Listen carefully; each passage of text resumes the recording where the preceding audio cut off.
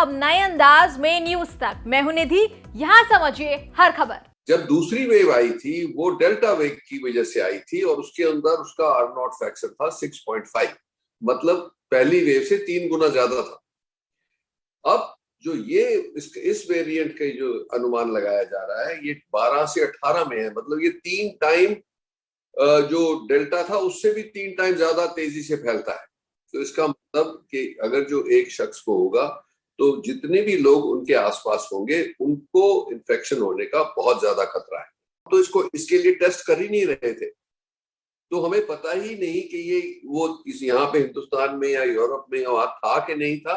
अनुमान ये लगाया जाता है कि हो सकता है कि सितंबर अक्टूबर से ही ये चलता आ रहा है, पर हमें पता नहीं था। अब इसका कोई सबूत नहीं है, ये स्पेकुलेशन है, पर ये जरूर है कि जो साउथ अफ्रीकन ने कहा कि भैया हमने तो क्या कसूर किया, हमने तो सिर्फ आपको बताया कि इसको टेस्ट करो क्योंकि हमने ये वेरिएंट पाए, हमारे पास बहुत एडवांस टेक्नोलॉजी है क्योंकि हमारे यहाँ टीबी और HIV बहुत होता है, तो इसीलिए अब वो उनका प्रोटेस्ट ये है कि हमने बताया आप दुनिया को और दुनिया ने हमारे को बैन कर दिया, यहाँ से ट्रैवल ही बंद कर दी।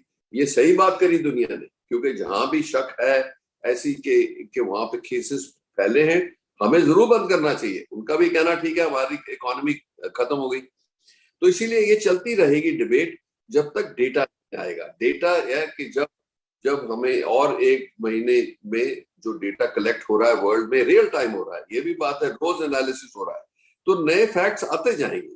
पर अगर जो हम सूत्रा मॉडल को देखते हैं जिससे ये हमने ये पहली जो हमारी 2 वेव्स आई थी उसके अंदर जिसको अप्लाई किया गया था और काफी प्रिडिक्टेबिलिटी है, उसके हिसाब से ये जो है वायरस फैलेगा। इसकी पीक जो है वो समटाइम जनवरी के फर्स्ट 2 वीक्स में आएगी और होपफुली बाय फरवरी ये वेव निकल जाएगी। अब कितनी हाई जाएगी ये हमारे पे डिपेंड।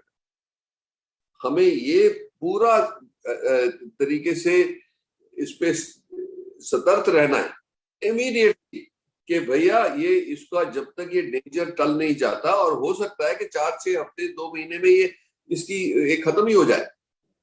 पर अगर जो हमने 2 साल ऐसा किया है तो अब तो हमें 2 महीने और करना चाहिए ही।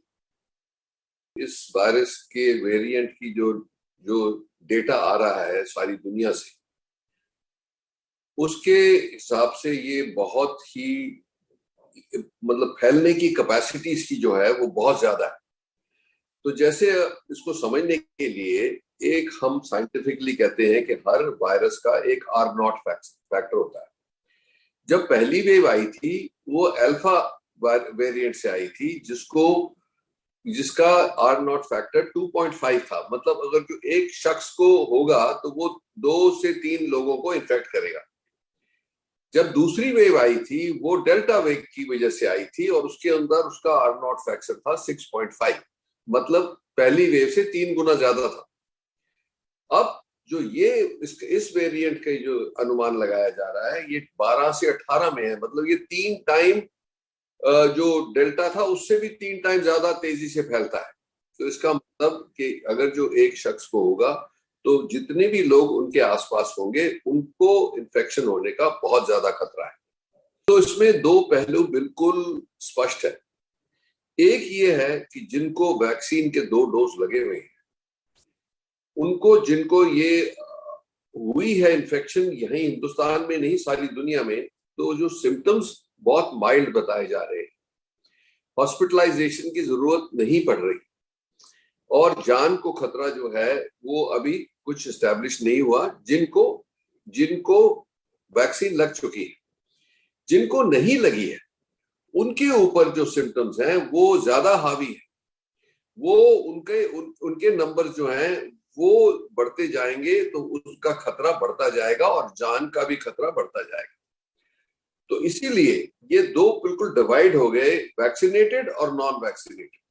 इसीलिए हम बार बार ये चेतावनी दे रहे हैं सबको कि देखो आज 125 करोड़ से ज्यादा वैक्सीन लग चुकी है, कोई मेजर डेंजरस साइड इफेक्ट नहीं रिपोर्ट हुआ है।